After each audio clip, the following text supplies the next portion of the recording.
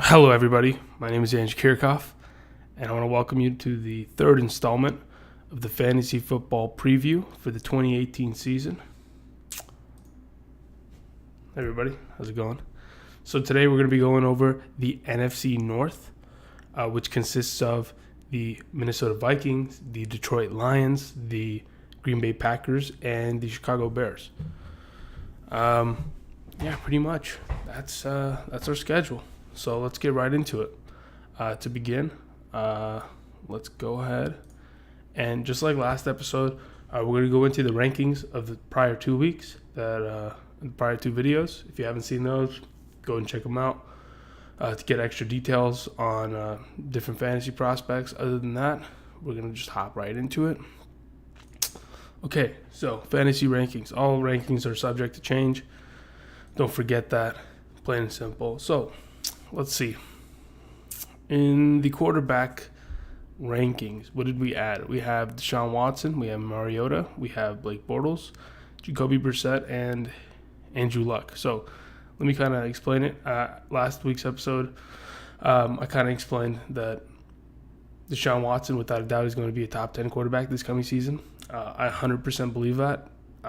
All of his play from last year, prior to his ACL being torn, proved exactly that he is a top 10 quarterback when it comes to fantasy, and be prepared for him to produce. And I highly recommend those of you that don't want to draft a quarterback too high, definitely pick up Deshaun Watson. I have Mariota at 15. Last week's episode, we talked about having Jameis and Mariota right there back to back, just like they were drafted a couple years back. Blake Bortles at 16. Despite all the shit I talked about Blake Bortles, at the end of the day, he still produces.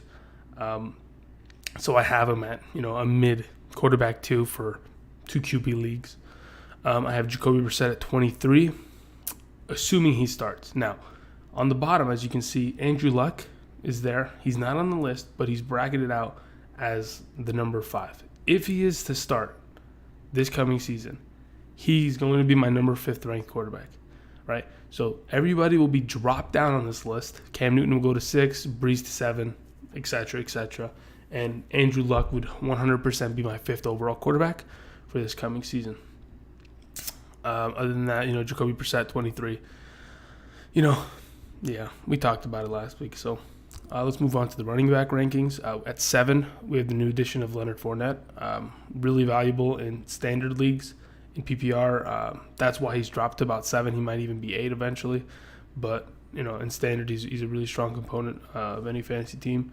We have Derrick Henry at 15. He would be higher if Dion Lewis wasn't around. At 20, we have Lamar Miller, who is going to be an RB2 without a doubt, especially because of Deshaun Watson's production.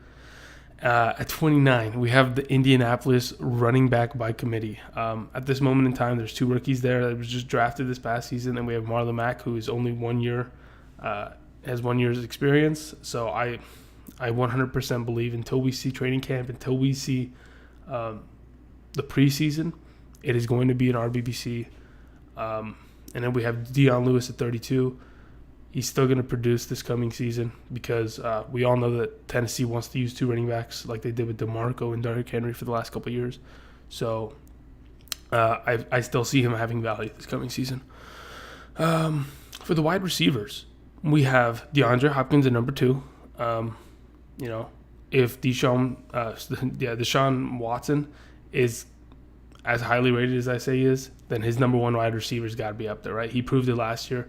Even with terrible quarterbacks, DeAndre Hopkins is still valuable. We have T.Y. Hilton at 19. If Andrew Luck is playing, he goes up to like 8. Plain and simple. That's why these rankings are subject to change. You never know what happens. Someone might get hurt. Someone might come back. It always changes the landscape. We have Corey Davis at 27. Will Fuller at 31. And Marquise Lee at 33. Let's go to the tight end section, where we have Delaney Walker at 7, Jack Doyle at 8, and Austin Seferian-Jenkins at 20, and Steven Anderson at 24. So that basically wraps up the rankings for both the AFC and NFC South. As the weeks progress, we're going to continue to fill out this list, and stay tuned. So let's see what we got going this week. So again, we're going to go over the 2018 NFC North fantasy preview, and we're going to begin with the Minnesota Vikings. So to begin, Minnesota Vikings, right out the gate, as soon as the season ended, went and signed Kirk Cousins. They released Case Keenum, who played really well for them last year. Case Keenum, who in the NFL didn't have much success, found a place in Minnesota that really worked for him. The entire scheme, his production increased, and he looked like a top quarterback. But he's gone now. The Minnesota Vikings have invested in the talents of Kirk Cousins, and rightfully so. They believe they can win a Super Bowl, and with Kirk Cousins, help, the sky's the limit for this organization. So, it's difficult to talk about Kirk Cousins in a fantasy aspect without talking about his production and his experience in Washington. So we're just going to go over that for a little bit. So to begin, Kirk Cousins was drafted by the Redskins many years back. He was drafted behind and in the same year as Robert Griffin. Robert Griffin, obviously, as we all know, got hurt, tore his ACL, hasn't been the same. So what kind of production has Kirk Cousins had for the Redskins? So in 2015, he took the Redskins to the playoffs as the NFC East champions. And, these past two seasons, he's produced like a number one quarterback, which, it's difficult to say because as we continue, as I explain more about how his experience went in Washington, you'll begin to understand why Kirk Cousins is so good, plain and simple, because he just wasn't given much to work with. So let's go over this. So in 2016, Kirk Cousins had Deshaun Jackson and he had Pierre Garçon, right? This last season, both of them as free agents were gone. Pierre Garçon went to the 49ers, and Deshaun Jackson went to the Tampa Bay Buccaneers, like we talked about a couple weeks back. So both those receivers in 2016 had 1,000 yards receiving each. Now, both of those receivers disappeared. Who were the Redskins going to throw the ball to? They went and signed Terrell Pryor.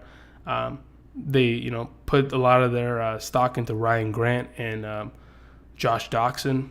I know we're talking a lot about the Redskins, but it's kind of hard not to do when you're talking about Kirk Cousins.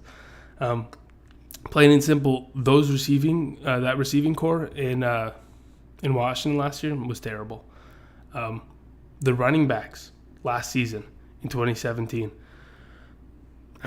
Rob Kelly fell apart like he was supposed to do.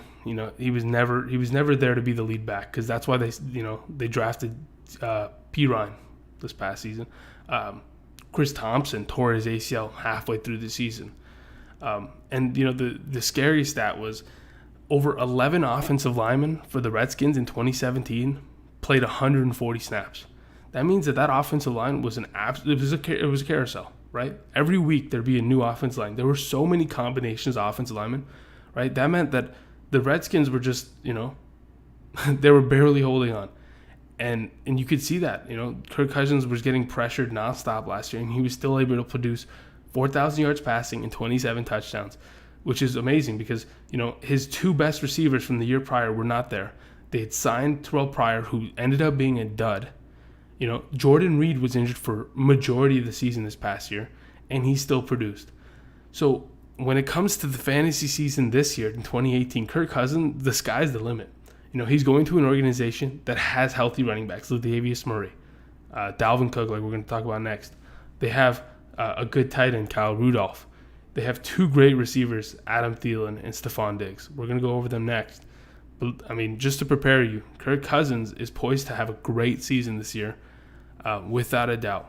Being able to produce with what he had last year and still, manage to put up fantasy points it's incredible.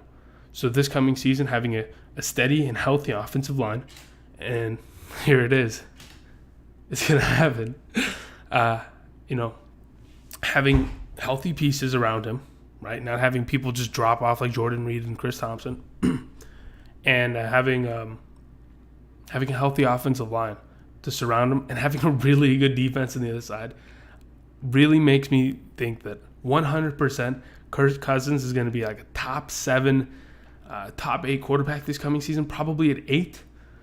because it takes a while to have a little bit of chemistry with your receivers and your team. But I 100% believe as week 4 comes by, Kirk Cousins starts to get into a groove. He's 100% going to be a quarterback 1 this coming season. And the thing is, a lot of people don't see Kirk Cousins as a quarterback 1. They think of Kirk Cousins, they think, he's just an average quarterback. But when it comes to fantasy, my God, Kirk Cousins produces. Plain and simple, he's great, especially in 6-point per touchdown leagues, which I play in. I had him last year.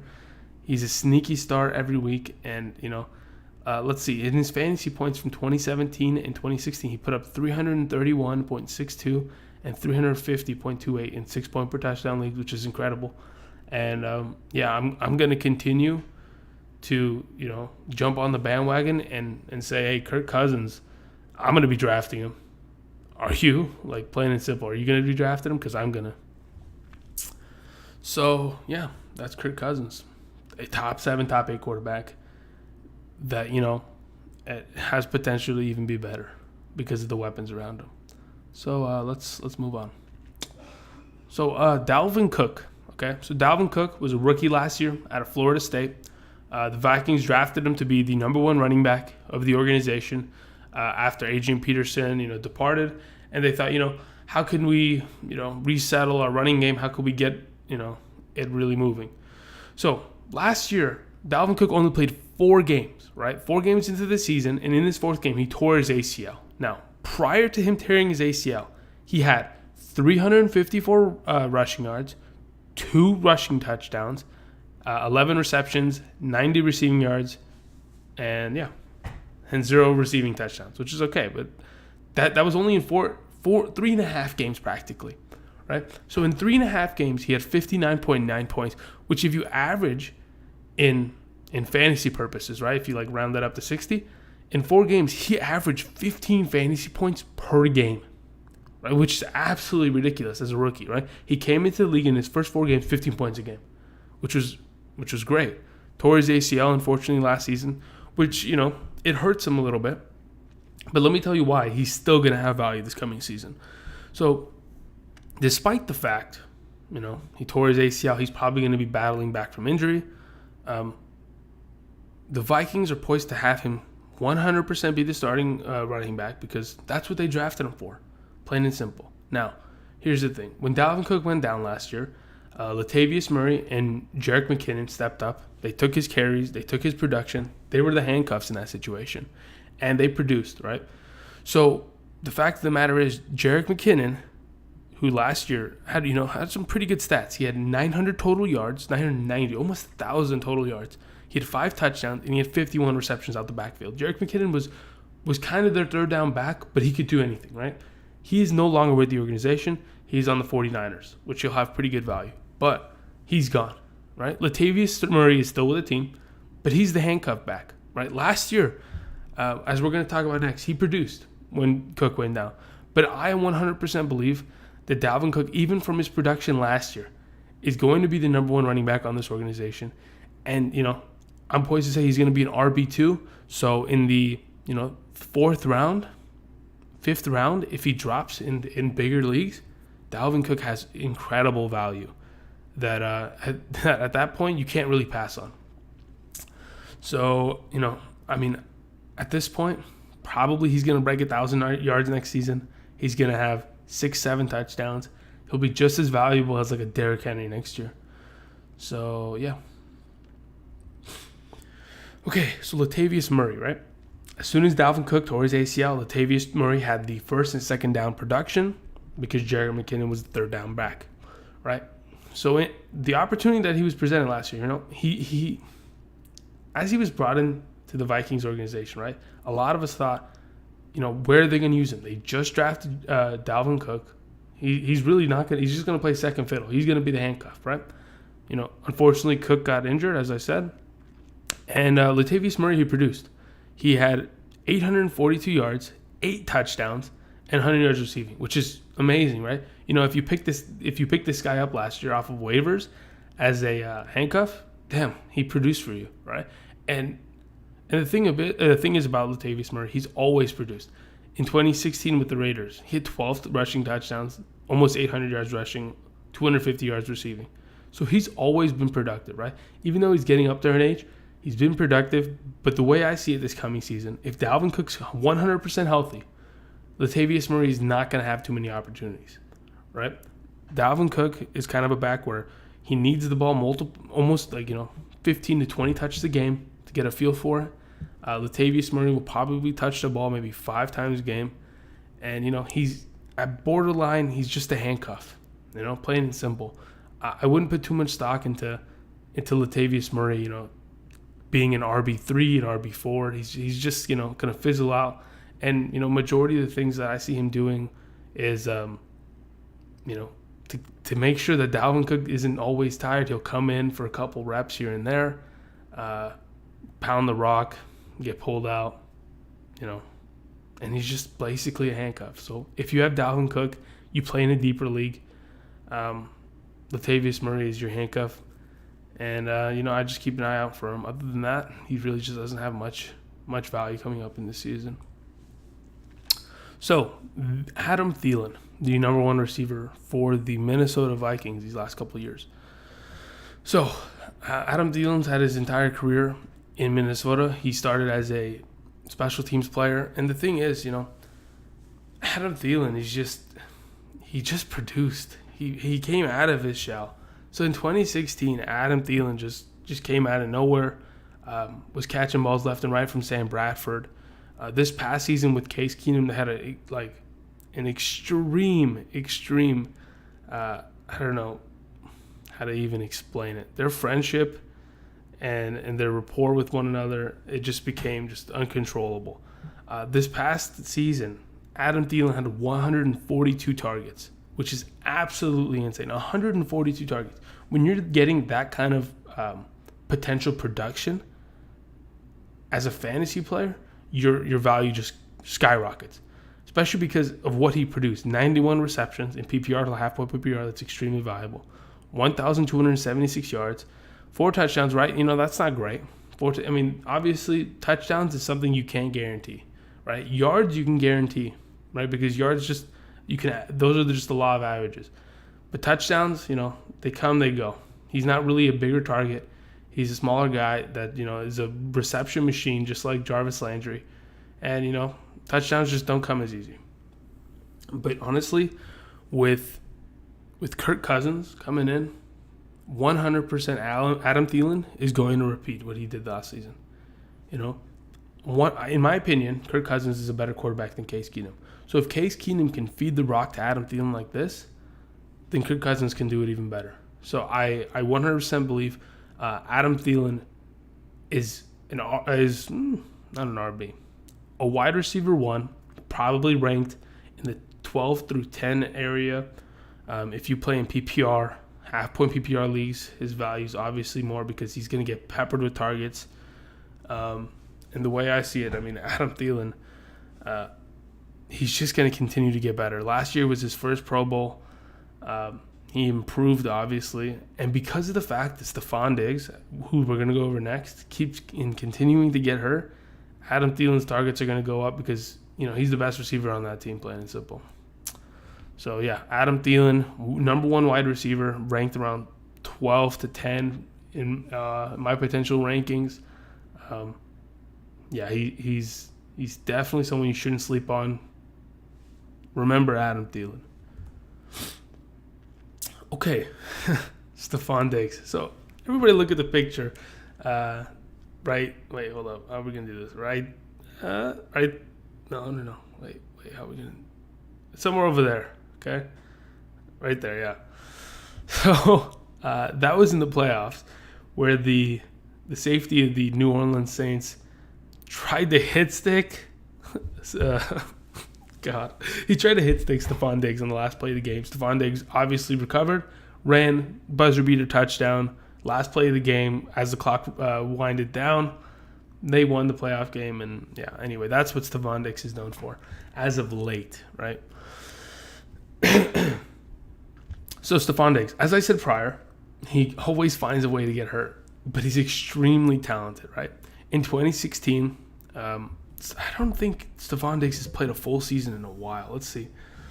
In 2015 and in 2016, Stefon Diggs only played 13 games, right, in each of those seasons. Last year, he only played 14 games. But the fact of the matter was, after looking at his stats, the game he got injured doesn't even count because he got hurt early. And the game he came back, he had maybe one reception for 12 yards. So there was pretty much 4 games this last season in 2017 where he didn't play. So just putting it out there, if he's only played 13 games in 2015 and 2016, right? 13 games each season. And he only played, technically played 14 games, but it was really 12 games of production. You know for a fact that Stefon Diggs can't stay healthy, right? Just plain and simple. If he continues to get hurt and he continues to drop, in production because of these injuries, how can you trust him? But at the end of the day, with his statistics, he's definitely, at least this last season, he was a low wide receiver 2 to, high wide receiver 3, which means, he started for your team. But as long as he stays at this continuous pace of not being able to play full seasons, he's not going to have, great as value as he possibly can, because he's a receiver that can go for 1,000 yards with a quarterback like Kirk Cousins, plain and simple. And having that kind of production will instantly launch him to being a wide receiver 2. And having Thielen there, Thielen's going to pull pressure. He's going to pull coverage. So having Stefon Diggs, be the second option of an offense at his talent, I mean, shit, he could produce 100%. So here's the thing. When you think about drafting Stefon Diggs, you have to understand, and you have to just be 100% aware that he's going to get hurt. If he doesn't, wow, you're blessed. I don't know what else to tell you. You've been absolutely blessed. But at this point, expect him to only play 13 games this coming season, because that's what usually he gets to. He gets hurt for 3 games. So I wouldn't take Diggs over a receiver, like a wide receiver 2 that's healthy and is going to stay healthy. Like, for example, right, if you have an option of Stefon Diggs and give or take, as we're going to get into, Golden Tate, Golden Tate stays healthy, right? So why not just take the guy that is going to give you guaranteed production, that's not going to be, missing games left and right? Marvin Jones, we're going to go into later on in this episode. But anyway, he has great production. With Kirk Cousins, he's going to get better. He's just got to stay healthy, plain and simple. He's got to stay healthy. If he doesn't stay healthy, it's not going to help. Okay, so Kyle Rudolph, top 10 tight end, right? He's not a top 5. My opinions on tight ends, right?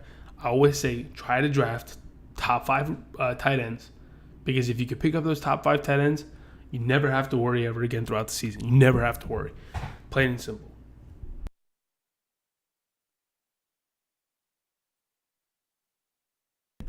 Sorry about that. So, Kyle Rudolph, 100% he's a top 10 tight end, right? He's probably, if he was to go onto my ranking board right now, he'd probably be 8 or 9, right? Behind Delaney Walker and Jack Doyle. So, here's the thing. This man produces 100%. In 2016, with Sam Bradford, let's see the statistics. If I'm not mistaken, he had 132 targets with Sam Bradford. 132. Now, we just talked about Adam Thielen having 142 as a wide receiver. This guy had 132 targets in 2016, right? And it showed 83 receptions. Get this bug out of my face. Oh my God, what is it? I'm getting triggered. Oh, hey, Mr. Miyagi, that shit. Whew, I got it. 80. Oh my God, it's back. Okay. Gosh. 83 receptions, 840 yards, 7 touchdowns. That's tight end 1 numbers. And that's numbers that, in PPR, half-point PPR, it's incredible. I had him in 2016. I started him every week. He was consistent because Sam Bradford was going to throw him the ball. Now, this last season, his targets obviously went down. He only had 81 targets. So that's a 51 target decline. Or that's a whole tight end practically, right? Where did those targets go? They went to Adam Thielen. If you have more rapport with the receiver, you're always going to be, he's going to be your first option. He's just going to litter you with reception. And that's just what happened, right?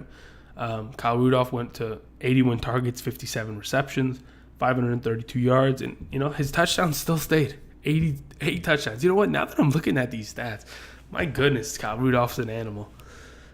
He might even, oh man, he might even be the 6th best tight end, to be honest.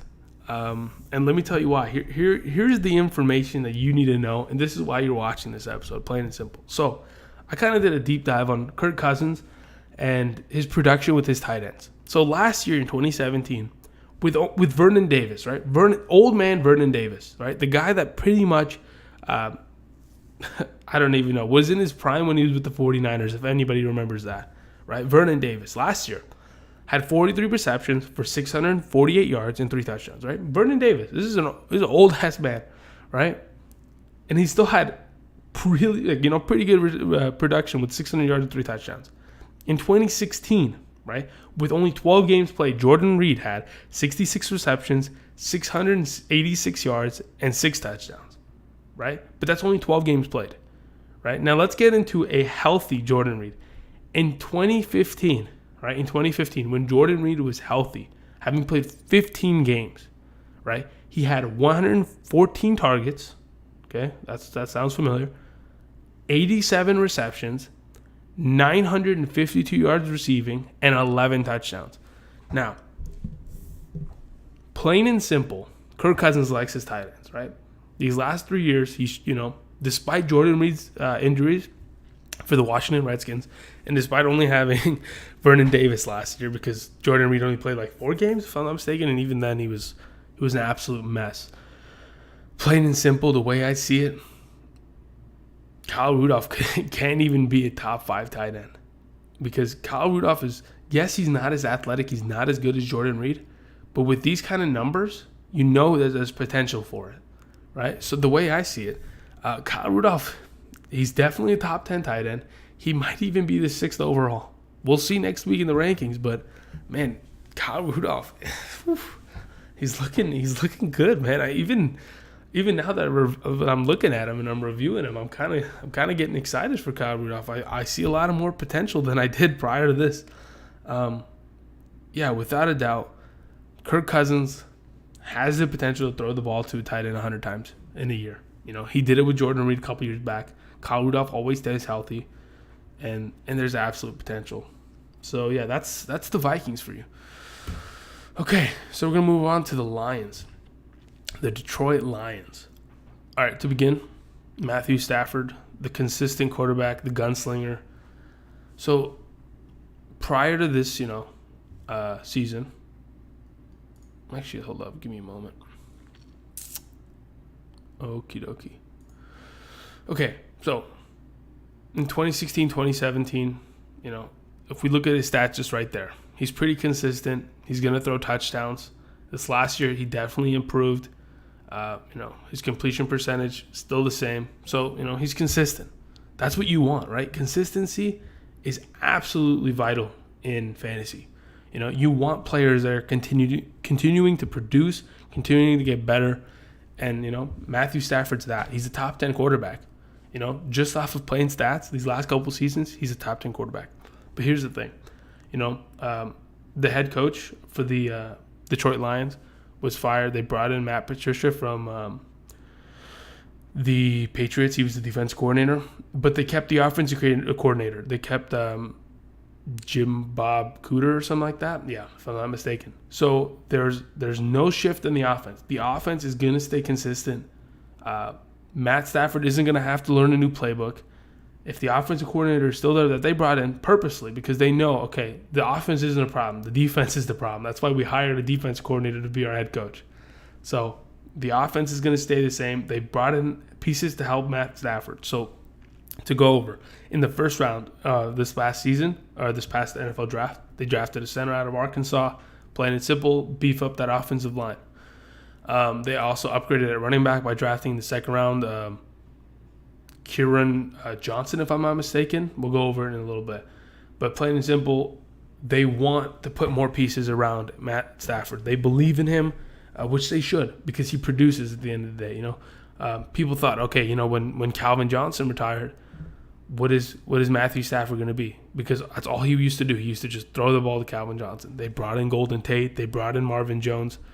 They brought in a slew of running backs, which you're going to go over next. And, they've surrounded him with pretty good weapons that help him consistently put up fantasy points, plain and simple. So when I see, when I'm looking at in my head right now, the potential rankings, I see him at like maybe 9 or 8 next to Kirk Cousins in that kind of area of just being consistent, throwing touchdowns. And in 6-point per touchdown leagues, he's a QB 100%.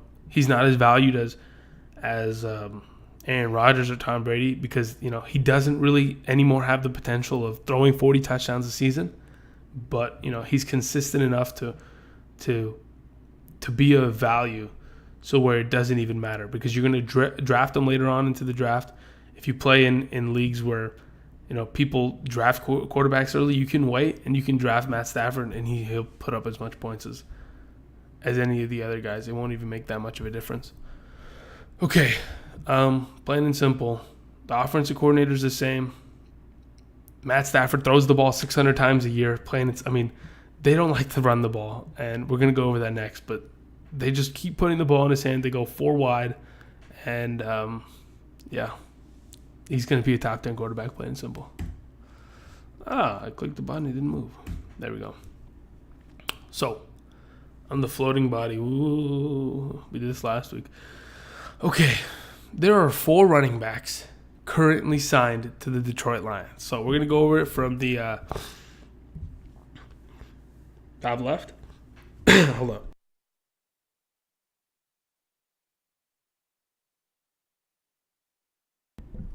Still feeling under the weather. Sorry about that. Okay, so we're going to go from the top left and just start going through. Ameer Abdullah. Drafted a couple years back. Ameer Abdullah was on pace to be a starting running back for this organization, but he got hurt a couple years back. Tore his ACL, was out for the entire season. Came in last year. Was again supposed to be the starting running back, but only produced 700 yards total and 5 touchdowns, right? So here's the thing. They, as an organization, the Lions, right? I don't think they believe in Ameer Abdullah anymore. The way I see it, he's still on his rookie contract. He's most likely going to either be traded or cut, plain and simple, right? Because you can't have 4 running backs all touching the ball, right? So one of these guys is going to be really unhappy, and I don't think it's going to be the other 3. So Ameer Abdullah might be the odd man out, and we're going to go over that as we talk about Theo Riddick, right? So Theo Riddick, why do I think he's going to be safe? He's going to still be here, right? Theo Riddick is the 3rd down back this past season. Let's see. He had 71 targets, 53 receptions, and 444 yards with 2 touchdowns. Now, as I said before, Matt Stafford's going to throw the ball 600 times a year, right? So plain and simple, they need a good 3rd down back, and they have that in Theo Riddick. They have no point in getting rid of him at this point. And none of those running backs that are on the roster that are on the screen right now, none of these guys around me are receiving backs. None of them.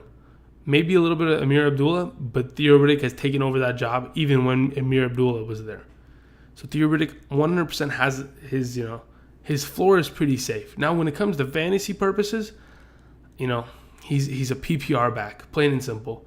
Other than that, he's a PPR flex back. Because the fact of the matter is, you see all these guys around me, this is a running back by committee. If you have 4 running backs signed to your team, the value of each running back absolutely diminishes because you don't know who the ball's going to go to. One week you're like, okay, Theo Riddick played well last week. I'm going to start him on my team. He's going to get the ball 0 times the following week. Why? Because you just don't know what their game plan is. The game plan might not revolve around passing the ball to the running back. He might only get, 6 targets but only catch the ball once. You just never know because when you have so many running backs and so many weapons other than running backs, when it comes to tight ends and receivers, there's only so much production that can go around. And, for Theo Riddick, yes, he's going to be on this team. He's going to be the 3rd down back, but his fantasy value just absolutely diminishes. He's like a poor man's Tevin Coleman, but, he's just not going to produce as much. That bug is, goodness gracious, that bug. Okay, so let's go straight down from Theo Riddick. LeGarrette Blount. Okay, anyway. So LeGarrette Blount, real quick, before we talk about fantasy, LeGarrette Blount, you see him? He's wearing a Eagles jersey. He won Super Bowl last year, right, with the Eagles. The prior season, he was on the Patriots. So the last 2 years, right, the last two teams he's been on, the Patriots and the Eagles, they've both won Super Bowls while he's been with those organizations, right? So, I got to thinking, are the Lions going to win the Super Bowl this year? I don't know. I mean, is LeGarrette Blount the secret piece? I don't know. I guess we'll just have to wait and see.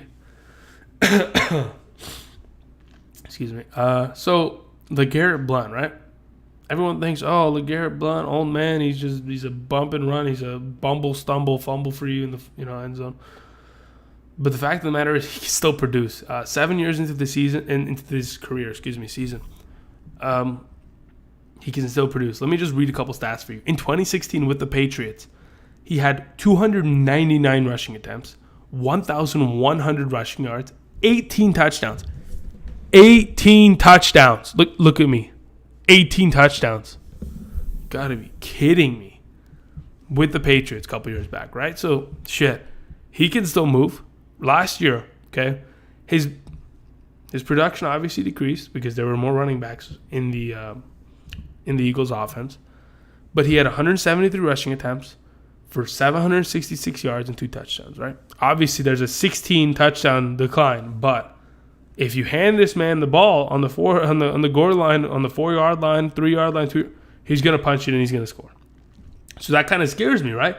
When it comes to fantasy purposes, if you own one of the other dudes on this fucking board, real quick, this guy LeGarrette Blount might just steal your touchdowns.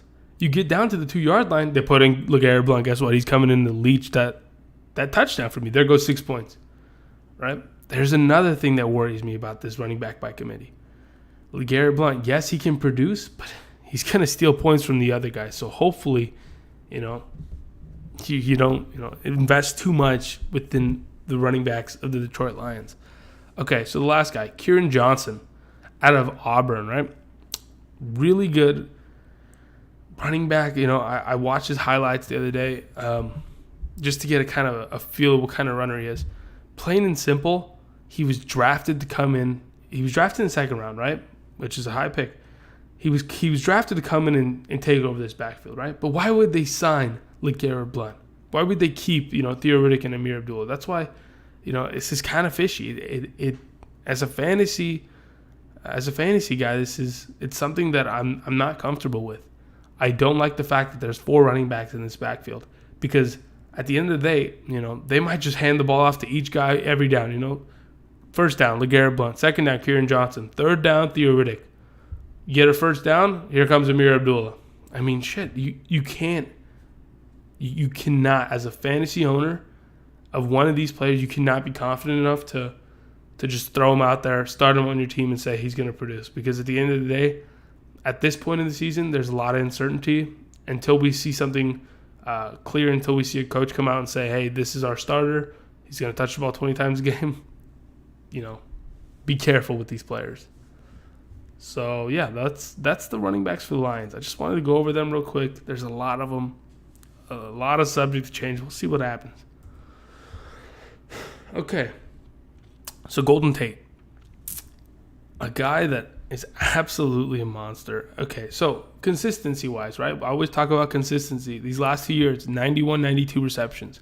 1,000 yards each season, 5 and 4 touchdowns, right? Consistency, plain and simple, right? He's a consistent wide receiver too, and he's a good wide receiver too at that, right?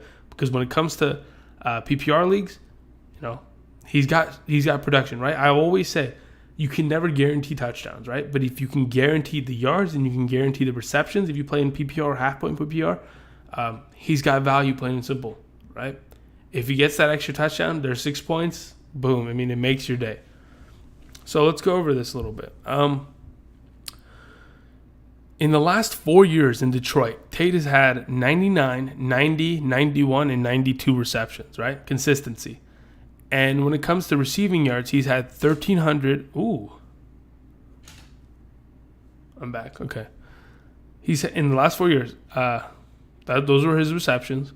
and his receiving yards were 1,300 yards, 800 yards, 1,077, 1,003, right? So without a doubt, he gets the receptions, he gets the yards. Obviously, the yards will fluctuate because you might have a season where, as you see, there's a 71-yard long touchdown, right? Shit like that happens. It can happen multiple times in a season. It'll kind of throw off his balance. And one of these years, you'll have an extra 200 yards, you'll have 200 yards less. But at the end of the day, he's consistent. He's going to get the ball, and he's going to get the yards. The touchdowns, they're going to fluctuate. It's going to be 5, 4, 6, 3. It doesn't matter. You don't draft this kind of guy for touchdowns. Touchdowns are the upside, right? You always want to see, what is his floor? Is his floor 90 receptions and 1,000 yards? Great. That's my second wide receiver. That's my wide receiver 2. You can start this guy as your wide receiver 1, but, you don't have the guaranteed production when it comes to touchdowns because there are other pieces within this offense that touch the ball a lot more or, kind of take his touchdowns away from him, which we're going to go over next. Other than that, 100% Golden Tate's a wide receiver 2. He's ranked in that 13 to 24 range, probably higher up at 15. But at the end of the day, he's extremely valuable. And, when you're drafting and you see Golden Tate and, comparatively you see somebody else that, doesn't have as much production or is kind of like Stefon Diggs per se, right? Like we talked about earlier, that always gets hurt. I'd rather take the guaranteed production over the guy that scored 8 touchdowns last year. Yes, he scored 8 touchdowns last year, but how do I know he's going to do that again? How do I know he's going to stay healthy? You don't know that. So I'm just going to take the guy that's always been healthy and that's always produced consistently. Okay, so Marvin Jones. So the picture, I did that intentionally, right? What is he doing? He's catching the ball in the end zone, right? Because that's what he does. Plain and simple, this past season, Marvin Jones had 9 touchdowns, right? So where does all those touchdowns in Detroit go? They go to Marvin Jones. So last year, he had 61 receptions for 1,100 yards, right? So just comparatively to Golden Tate. Golden Tate had 91 receptions and 1,000 yards. This guy had 30 receptions less, but had 100 yards more receiving, right? Why is that? Because he's given the ball in deep threats. He's a bigger target. He's going to go up. He's going to catch the ball, right? Golden Tate's kind of a guy that catches the ball 5 or 6 yards per grab. Let's see. Let me go back real quick. So his average per reception this past season was 10.9 yards, right? 10.9 yards per reception on average for Golden Tate. And Marvin Jones was 18 yards per reception. This guy's almost getting 2 first downs per reception. I mean, he's a deep threat, plain and simple. He's a deep threat and he's a bigger target. He's going to go up and he's going to grab the ball. So let's go over this real quick. So over the past 3 seasons, let's see. So Marvin Jones has only been with this team for the last 3 years. I think he's only been here for the last 2 years. He's been with the Bengals the years prior. But for the past 3 years of his career, he's had 100 targets.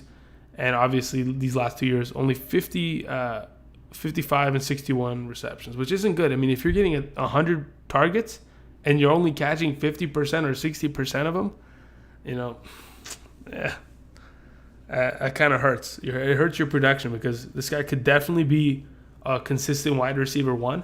Because last year, right, he had 9 touchdowns, which automatically made him a wide receiver 1. He was like the 8th or 9th ranked wide receiver in fantasy points when it came to half-point PPR, right? So is he going to continue to do the same this upcoming season? I don't see that. I see him being a wide receiver 2 because, again, touchdowns aren't guaranteed. 18 yards per reception is insane. Just understand, it's absolutely insane. 18 yards per reception. That's not going to happen again. If it does, you can add me on Twitter and tell me I'm an idiot. I'm telling you it's not going to happen again.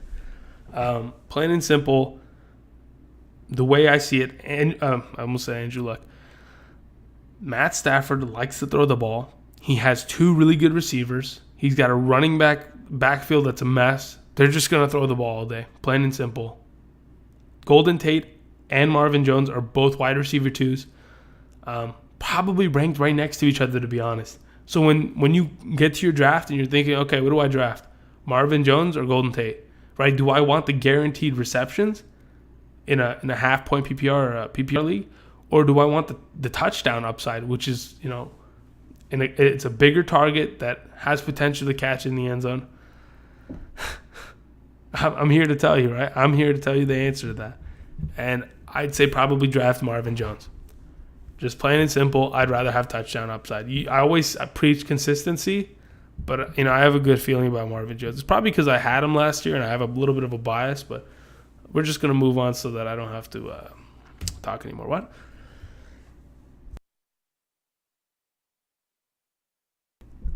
Okay, sorry about that. All right, so the third wide receiver within this offense, right?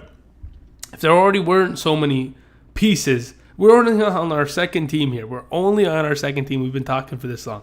45 minutes. I'm only on my second team. My goodness, there's a lot of production and a lot of value in this division. Okay, so Kenny Golladay, right? He's the third wide receiver. As I said before, Matthew Stafford's going to throw the ball 600 times. They're going to get into 4 wide sets, right? Where they're going to have a tight end and 3 wide receivers out there, right? So the way I see Kenny Golladay, last season he came in, he's another guy. Look at this, 17 yards per reception. That's not happening often, right? That just doesn't. These guys, yes, they're deep threats, but that's not something that can consistently, be maintained. The way I see it, Kenny Golladay is more or less. I mean, he had a lot of he fought through injury last year, plain and simple, right? He only played 11 games of the 16, right? He had a little bit of ups and downs, obviously here and there, but his production was decently consistent. The way I see it, he's a handcuff to Marvin Jones and Golden Tate. If you play in a 10-man league where you only start 2 wide receivers, no one's going to have this guy in their roster, right? He may be on someone's bench, but if you have to play in a deeper league in order to give Kenny Golladay value, if you play in a 12-man league where 3 wide receivers are started on each, like I do, this guy has value. He'll sit on someone's bench, and in a good matchup against a really bad defense, against a really bad secondary, he could potentially have value. But at the end of the day, he's going to be second fiddle to Marvin Jones and Golden Tate, who are 100% the main targets of this offense. And Kenny Golladay, he's a handcuff. He's a wide receiver handcuff, which is kind of difficult, right? Those wide receiver handcuffs, they don't have much value, right? They just get thrown even off my rankings. So, just don't put too much stock into these guys. I only bring them up just so that you have an idea of what they are, why they're there, and why they may have value. Handcuff, plain and simple. Maybe I should just put a handcuff over their face next time. Just like a little graphic handcuff.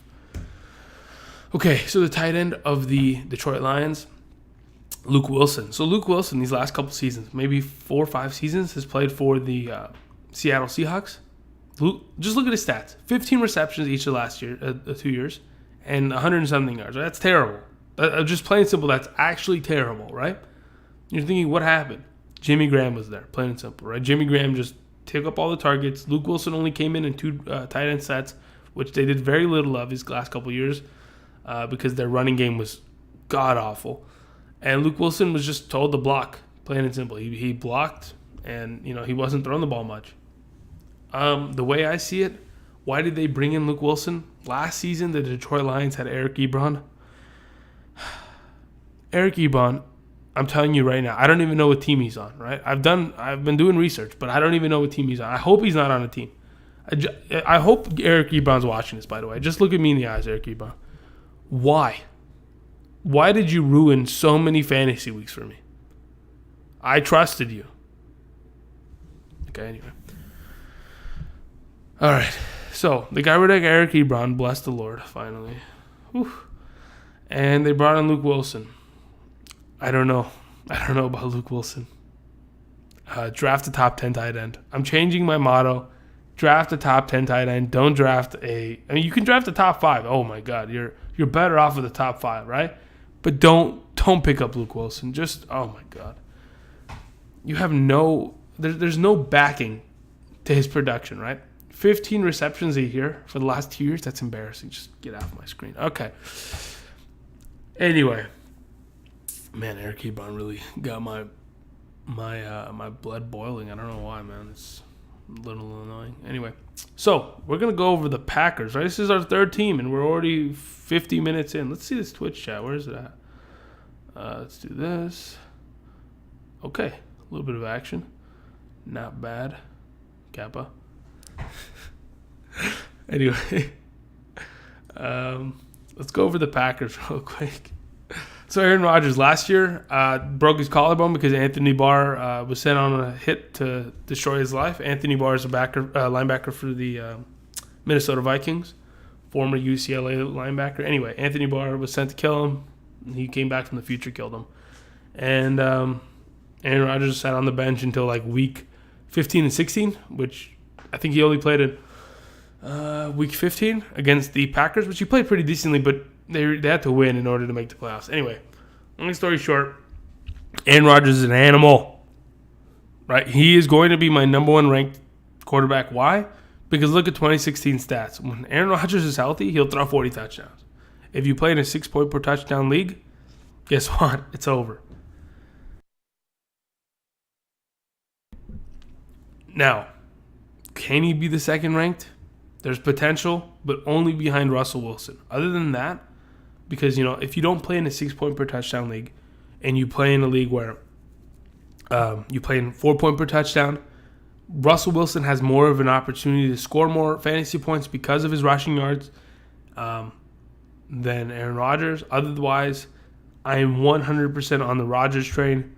He is every year from now until he retires, and hopefully he doesn't end up like Manning and Noodle Neck. Until then, he's going to be the number one ranked fantasy quarterback because of his consistency and because he's a future Hall of Famer, plain and simple.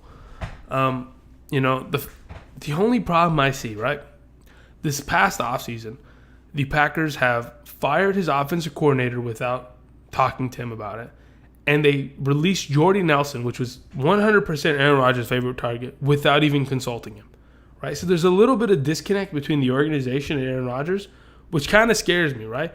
So I don't know. What is the organization thinking? They're like, fuck Rodgers, and we're just going to do what we want? I don't know if that's the way to go.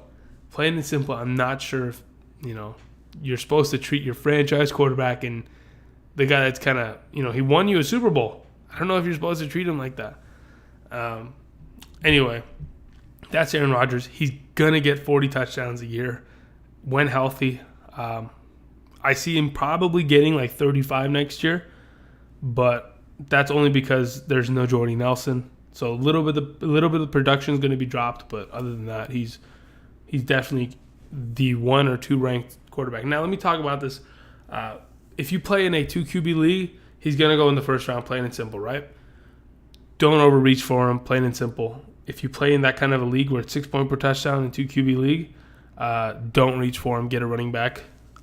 If you're in the later first, like if you're like, let's say, for example, the 10th pick in a 12-man draft, you can pick him up, and then when it comes back over the snake draft, banking off the edge, you can pick up a running back.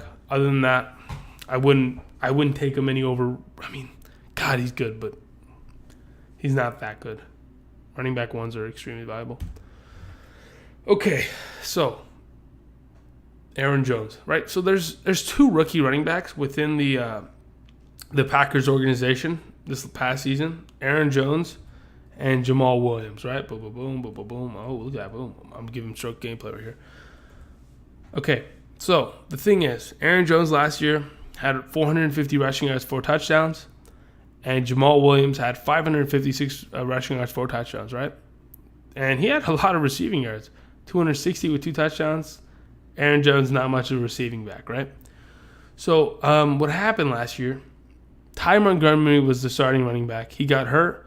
They brought in Jamal Williams, right, as a rookie. He took up majority of the production. Then Jamal Williams got hurt. Aaron Jones played, right?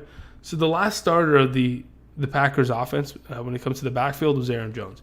The way I see it right now, Aaron Jones and Jamal Williams, and potentially, as we'll go over later, Ty Montgomery are going to be a running back by committee. There's 3 running backs there. They all have their own specific talent, right? Aaron Jones is kind of a bruising back. So is Jamal Williams, but Jamal Williams has a little bit more athleticism in the passing game. And Ty Montgomery is 100% a receiving back. He was a wide receiver. He's even number 88. He started as a wide receiver, and they converted him to running back. He has the potential of being, a receiver this coming season, but, I think he likes playing running back a little bit more. So the way I see it, right, these 2 guys, it's kind of hard to tell at this point who's going to be the starting running back. Anyway, so the way I see it, it's an RBBC. It's a potential clusterfuck of running backs that it's just gonna hurt everybody. So I wouldn't put too much stock in any of these guys just yet. Okay, so let's talk about the receivers of the Packers, right? As I said, they got rid of Jordy Nelson, but they still have Devanta Adams, who is an absolute monster, right? These past 2 seasons, Devanta Adams has been a number 1 wide receiver. Why? Because in 2016, he had 12 receiving touchdowns, and in 2010, he had 10 receiving touchdowns. In 2017, he had 10 receiving touchdowns, even without Rodgers, right? So you're thinking to yourself, okay, if he's going to produce as such, right, he's going to be a top 10 wide receiver, Andrew, right? Absolutely. Especially because Jordy's gone this coming season and Aaron Rodgers is healthy, Devanta Adams is the number 1 target. And to be the number 1 target of Aaron Rodgers, you're going to be a number 1 wide receiver. He's, in my opinion, a top 6 wide receiver. He's behind Michael Thomas, maybe even in front of Michael Thomas in that area. Because when you have Aaron Rodgers and you have, only a few targets to throw the ball to, and Devanta Adams is healthy and he's productive, he's gonna rack in another 10 touchdowns. And having that potential to have 10 touchdowns and that upside of points that aren't really guaranteed, it's something special. He's definitely number 1 receiver. If you're in your draft and you're thinking, okay, do I want Michael Thomas or do I want Devanta Adams? Right, they're both great, right? Michael Thomas is consistent, and so is Devanta Adams, right? But Devanta Adams is a touchdown machine, and I would go with Devanta Adams 100% because Aaron Rodgers is just going to throw him the ball every down. We're going to get into the other targets, but Devanta Adams, man. Whew. Okay, so the number 2 wide receiver for this organization, right? Randall Cobb. He's been there for quite some time now, right? He even at one point, when Jordy Nelson tore his ACL a couple years back, Randall Cobb was responsible for a season where he had 91 receptions, 1,300 receiving yards, and 12 touchdowns, right? So Randall Cobb has produced, right? These last couple years, he hasn't been healthy. His production has gone down because of the emergence of Devanta Adams, right? It used to only be Jordy and Randall, and then it became Jordy, Devontae, Randall in that specific order. Now that Jordy's gone and Devontae's the number 1 receiver, Randall Cobb 100%, put him in the slot. His production's going to go up, right? He's probably going to have 800 yards receiving. He's going to have definitely 6 to 7 touchdowns because if Aaron Rodgers is throwing 35 touchdowns and Devanta Adams is only catching 10 of them, someone else has got to catch these, right? So the way I see it, Randall Cobb is a wide receiver, a high wide receiver 3, right? Maybe even breaking into that wide receiver 2 portion. You know what? He probably is a wide receiver 2 the way I see it. Which is really good because I don't think a lot of people know of Randall Cobb. They're thinking, oh, Randall Cobb, who's that? I think he's done a couple commercials here and there, right? Something like that. Other than that, nobody really knows of him, right? So just keep it on the down low. If you're listening to this, just know that Randall Cobb, he's got potential. He's definitely got potential to be really good this upcoming season. Just because Jordy left, that's literally the only reason. Because production has to go somewhere. When you have Aaron Rodgers just throwing the ball 600 times a year, just like Matthew Stafford does, and he throws 35 touchdowns to 40 touchdowns, shit, someone's got to catch the ball, right? And Randall Cobb has been there for so long, and if he stays healthy, he can do it. Okay, so we're going to go over technically, right? I don't even know where to put him yet. He's a running back. He started running back last year, but he was a receiver. Right? They have Aaron Jones and they have Jamal Williams within the organization, right? So they have 2 running backs. Are they going to use Ty Montgomery as a receiver or a running back? I don't know. He's bulked up to be a running back. He worked out and he got himself into shape to where he just has to run people over rather than, outspeed people. The way I see it, he has a potential of being, the starting running back of this organization, or he could be a receiver. In that case, he's a receiving back, and it's kind of tough to tell because he has a lot of value, but until the organization, kind of decides and says, hey, Ty Montgomery's our starting running back, or Ty Montgomery is not our starting running back, it's difficult to kind of understand where he's going to be. And at that, I'm just going to leave it at that because I don't know what's going to happen within the organization and with Ty Montgomery. So we're just going to move on. Okay, so we just broke the hour mark. Feels good, man. Clap. The newest member of the Green Bay Packers, Jimmy Graham. Okay, so I was talking about top 10 tight ends, right? There it is. I think this guy's ranked 10. I mean, not 10, ranked 5. When I talk about top 5 tight ends, he's going to be the 5th ranked tight end for me. Plain and simple. He's throughout his career, right? He's had Drew Brees, he's had Russell Wilson, and he's now going to have Aaron Rodgers, right?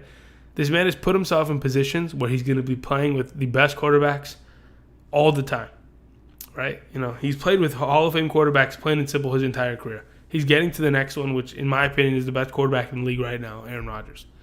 Last season, right? Obviously, his yards per catch average went down. So did his yards, right?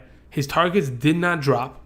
It was around the same targets, but at the end of the day, he just, he didn't have the deep, production, right? His yards just dropped, plain and simple. But he had a little bit more touchdown production, right? Having 10 touchdowns, which gives him absolutely tremendous value, right? It made him a top 10 tight end last year. And the way I see it, when you're going from an offense like Seattle, who kind of depends on the run game, and they didn't really have a run game last season, and they had a little bit of struggles. I mean, they didn't even make the playoffs last year, right? So they struggled the entire season last year. Going from there, and being, pretty productive, being healthy also. Jimmy Graham going straight to the Packers offense. Yes, they haven't used tight ends, 100% just throw the ball to the tight end nonstop because they really, the Packers and Aaron Rodgers, they haven't really had a great tight end. They've had Jermichael Finley, they've had Michael Bennett, they've had Richard Rodgers. They just signed Mercedes Lewis, which is kind of a BS thing. Don't even worry about that. But they've never had a really good tight end like Jimmy Graham, right? The way I see it, you see his arm right there.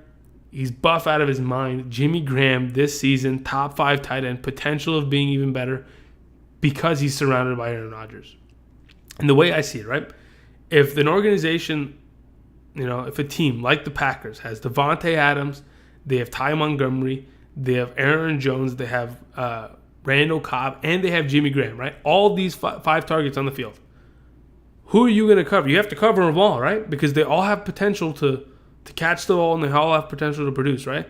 This gives Jimmy Graham opportunities left and right to produce. He's going to be a top 5 tight end. He's going to be top 10, yes. That's a fact. He's going to be, in my opinion, a top 5 tight end. He should be drafted as so. The way I see it, a lot of people might reach for him just because of name value comparatively to like Greg Olsen. But the fact of the matter is, he has value. Don't overreach for him. Don't take him over the other 4 tight ends, which is like Gronkowski, Ertz, Kelsey, and Greg Olsen. I wouldn't take him over them. But as soon as those 4 are off the board, Jimmy Graham's right there. Pick him up and be happy that you listened to me and you drafted a top 5 tight end. Okay, so we're going to move on to the last team of the NFC North, which is the Bears. Okay, so Mitchell Trubisky, drafted 2nd overall last year out of North Carolina. Man, the Bears are just a weird organization. They drafted him to kind of sit on the bench and learn, right? And the fact of the matter was they threw him in too early. They threw him into a situation where there wasn't going to be success, right? And I think they kind of knew that. They knew, okay, he's going to struggle, and we're okay with it. We're going to lose games, and we're just going to draft Ty next year. And, he won a couple games here and there, but at the end of the day, he looked like a rookie, plain and simple. 59% passing completion, which is not great. Only 2,100 passing yards, 7 touchdowns, 7 interceptions. Quarterback rating was decent, but, it's not a franchise. He doesn't look like a franchise quarterback. But let me tell you the upsides of it, right? Because in 2016, right, Jared Goff did not look like a great quarterback, right? He was brought in. They put him into a situation that didn't look great. It's gonna look similar to the Jared Goff situation, right? It didn't look great. The situation wasn't at its best. They put him into a situation where he wasn't going to be successful, and they knew that, right? It's kind of like what Mitchell Trubisky had to deal with last year. And this coming season, I think Mitchell Trubisky has an opportunity to produce and be really good, right? So these are the reasons why. Number one, they fired their bum head coach. I don't even know I don't even want to remember that guy's name. He has white hair. John Fox, right? They fired him. Bless. Finally, they got rid of that bum. He's too old. He doesn't know what he's doing, right? They hired Matt Nagy, right? Nagy has always been around Andy Reid since Andy Reid was in Philadelphia and Andy Reid moved to the Kansas City Chiefs. Matt Nagy was a quarterback coach for both Nick Foles in Philadelphia and for Alex Smith in Kansas City. So he's a quarterback coach, and he's now your head coach, right? So if he's a quarterback whisperer, he's going to come over and he's going to make Trubisky 100% better than he was last year, right? He knows how to accommodate to the quarterback's strengths, and to make him feel more comfortable and put him in situations that'll help him be successful, right? 100%, that right there is already a plus. That already helps Mitchell Trubisky from last year, right?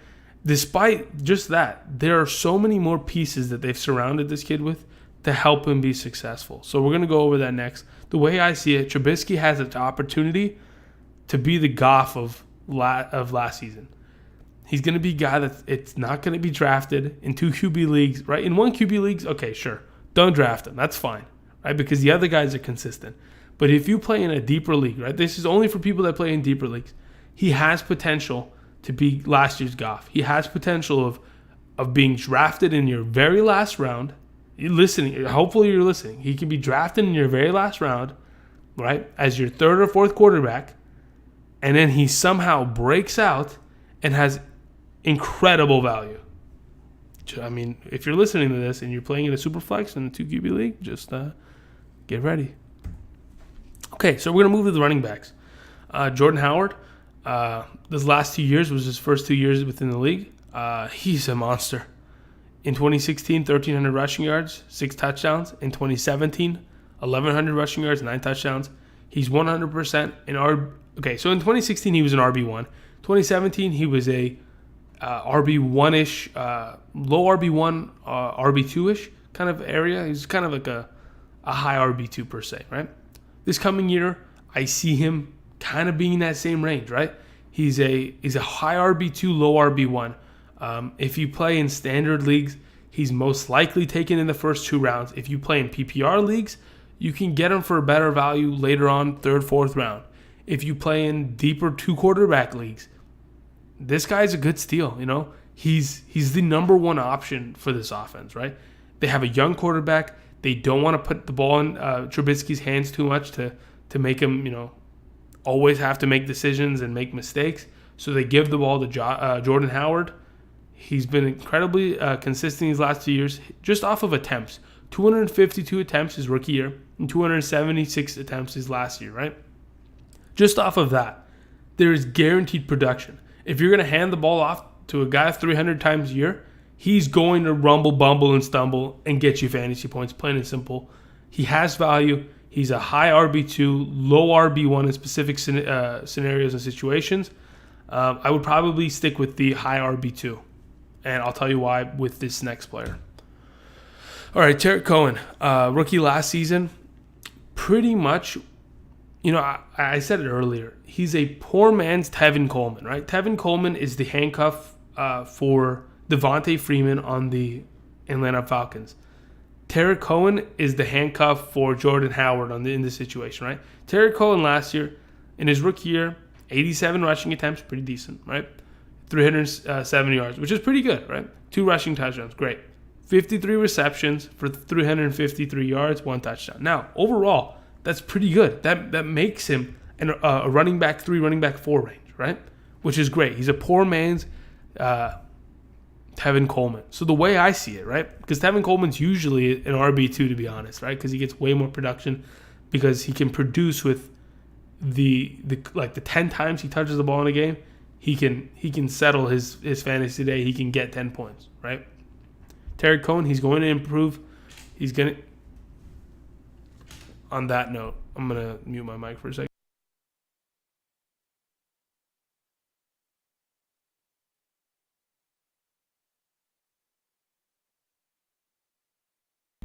Okay, sorry about that. So, Tarik Cohen, right? He's a handcuff to Jordan Howard 100%, right? But he can also play in your flex. If you play in a PPR league, he has value 100%. If you play in a half-point PPR league, obviously his production value has been decreased. But at the end of the day, the way I see it, Tarik Cohen has value. He's probably an RB3, RB4, which is great, right? Because he's going to start somewhere in your league, right? He's going to start somewhere, whether it's in the flex, whether someone gets hurt and he gets moved into someone's roster. He's going to be on a roster. I would say if you own Jordan Howard, it's probably smart to have him on your bench as your handcuff. Other than that, if you don't own Jordan Howard, he's a pretty decent flex play. Trubisky, the way to make a quarterback comfortable, give him an option out of the backfield to throw to. This is the third down back within that organization. And that's where his value lies, plain and simple. Okay, so the number one receiver for this coming season for the Chicago Bears, right? Allen Robinson, right? Allen Robinson has spent his... Oh, you know what? That's a mistake. Give me a moment. Why is Aaron Rodgers here? Give me a moment, guys. Okay. Aha. I have fixed the situation. Okay. Boom. Allen Robinson. There you go. Hey. My production team was on it instantly. We got it settled 100%. Okay, so Allen Robinson last year tore his ACL literally on the first drive of the season, right? He caught the ball once, tore his ACL. Out for the season for the Jacksonville Jaguars, right? After that, the Jaguars were like, do we want to sign him back? He said, hey, I don't want to be signed back because I hate Blake Bortles, right? If you have a receiver saying that kind of shit, just imagine how bad Blake Bortles is. Anyway, besides that, Allen Robinson has shown that he can produce, right? 100% he can produce. In 2014, in garbage time, was it 24? I think it was in 2015 or 14. I think it might have been 15. He had a season where he had like 12 receiving touchdowns and 1,400 receiving yards, right? And that was all in garbage time, right? The king of garbage time was Blake Bortles and Allen Robinson that season in 2015, if I'm not mistaken. And the fact of the matter is, I don't think his job is going to change much, right? The Bears aren't a great team, right? They're not a team that's going to be, trying to get into the playoffs. They're not going to be beating the Vikings. They're not going to be beating the Packers. They're not going to be destroying the Detroit Lions this coming season, right? So they're definitely the fourth best team within their division, right? So the way I see it, there's a lot of potential for garbage time touchdowns and a lot of garbage time points with Allen Robinson, right? He's a big target. He's pretty athletic, and he's shown to have production, right? The last couple years in 2016 especially, his numbers dropped. Why? Because Blake Bortles is a bum. Like, plain and simple. It was right there. Like, I'm telling you right now, Blake Bortles was the reason why this guy struggled, And if you can get Trubisky and him to get a little bit of garbage time, he can have value. He can have wide receiver 2 value, legit, off of garbage time. So, Allen Robinson, look out for him this coming year. I don't see him being better than a, you know what? He might. He kind of reminds me of Marvin Jones, right? He's kind of a guy that's going to have 70 receptions, but he's going to break 1,000 yards and he's going to have 8 touchdowns. And that's going to be great because not only is that going to make him wide receiver 2 potential, if Trubisky plays as well as I think he's going to play, there's a potential for Allen Robinson in garbage time to be a wide receiver 1. So yeah, let's continue. The click didn't work. There it is. Okay, Jesus Christ. All right, so the wide receiver 2, the second option of this offense that they brought in to help surround Mitchell Trubisky with better pieces, Taylor Gabriel, has been playing with the Atlanta Falcons the last couple of years. His production, we talked about the Falcons a couple weeks back. And the fact of the matter is the Falcons, they have a lot of pieces to throw the ball to, right? So Gabriel he played as the fourth option of the offense, right? He was throwing the ball a couple times a game. He had a couple touchdowns. In 2016, obviously, as you can see, he produced because that was the Super Bowl year. That was the year where Aaron Rodgers, Matt Ryan was ripping apart teams, right? So everyone was just littered with fantasy points. He was even on my fantasy team in 2016. He produced out of his mind just off of waivers. The way I see it, he has potential to have production this coming year, but only time will tell. I don't want to, he's not like Allen Robinson. Because I haven't seen him produce, I can't guarantee that he's going to be a guy that you can trust on. As time goes on and training camp starts and the depth charts start coming out, we'll kind of get an idea of where he's being played. He'll probably be a slot receiver, so there's going to be another wide receiver in this offense, whether it be Dontrell Inman or somebody else they might pick up, or a rookie that they've drafted that becomes a number 2 receiver. But the way I see it, Gabriel has potential to be like the Eddie Royal of this organization a couple years back. And we'll just see as time goes on. Okay, so the last guy we're going to go over is Trey Burton. So Trey Burton these last couple of years has been playing for the Eagles. He's been playing second fiddle to Zach Ertz, who is the number 2 ranked. He's going to be my number 2 ranked tight end this coming season, plain and simple, right? Because Zach Ertz is a monster. And the way I see it, so the couple of games that Zach Ertz last year got hurt, Trey Burton was the tight end that stepped up, and he put up decent numbers, right? 23 receptions, 280 yards, but he had 5 touchdowns, right? Where do those 5 touchdowns come from? He's a bigger athletic target, right? In the Super Bowl this past season, if I'm not mistaken, he's the guy that threw the ball to Foles for a touchdown on that little Philly special play.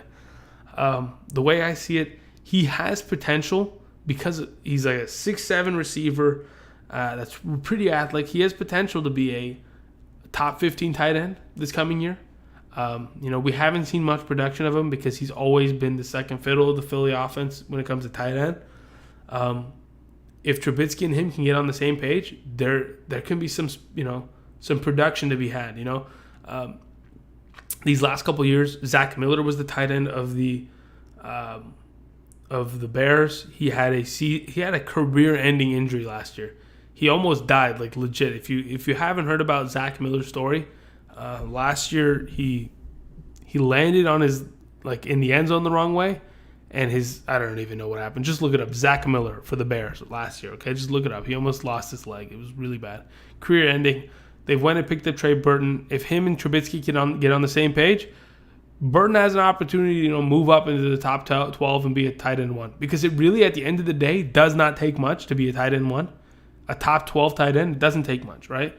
But the difference between the 12th ranked tight end and the 5th ranked tight end makes a huge difference, right? So that's why I always say be ready to take a top 5 tight end. Other than that, if tight ends get away from you, people are just taking them off the board with insane value, and they're just kind of taking them off, and you're like, I can get better backup tight end. I can get backup wide receivers and running backs instead of pick up a tight end. You could pick up this guy, throw him in there, and hope to God that he produces. Anyway. That's basically going to be it. We went over the Vikings, the Detroit Lions, the Packers, and the Bears. Anyway, I want to thank everybody for watching.